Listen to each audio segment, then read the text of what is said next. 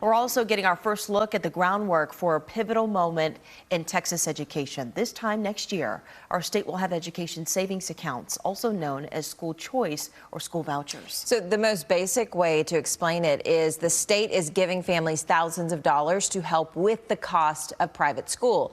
Now, Lacey Beasley has been walking us through this, and she has newly released rules on how that program will work.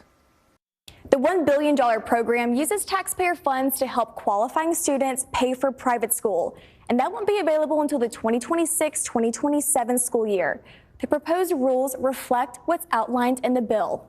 Now, according to the Texas Education Agency, for the first year of the program, qualifying families will be eligible for about $10,800 per student, but that could change year to year. Families who have a child with a disability can receive up to $30,000, while homeschool students are eligible for up to $2,000. Now, the money can be used on tuition and education-related expenses like textbooks and uniforms.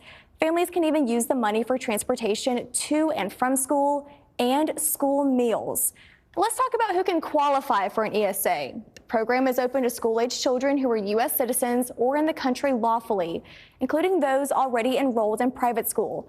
In the case there are more applicants than funds, there will be a lottery system that prioritizes students with certain qualifications, including siblings of children participating in the ESA program and children with a disability where the household income is at or below 500% of the federal poverty guidelines.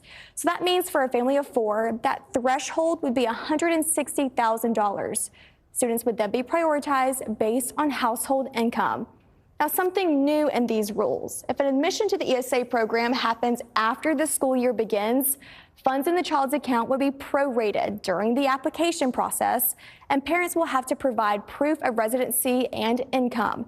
They must also agree to several stipulations, like not withdrawing money or asking for a reimbursement, and not selling items bought with money from the ESA for 12 months.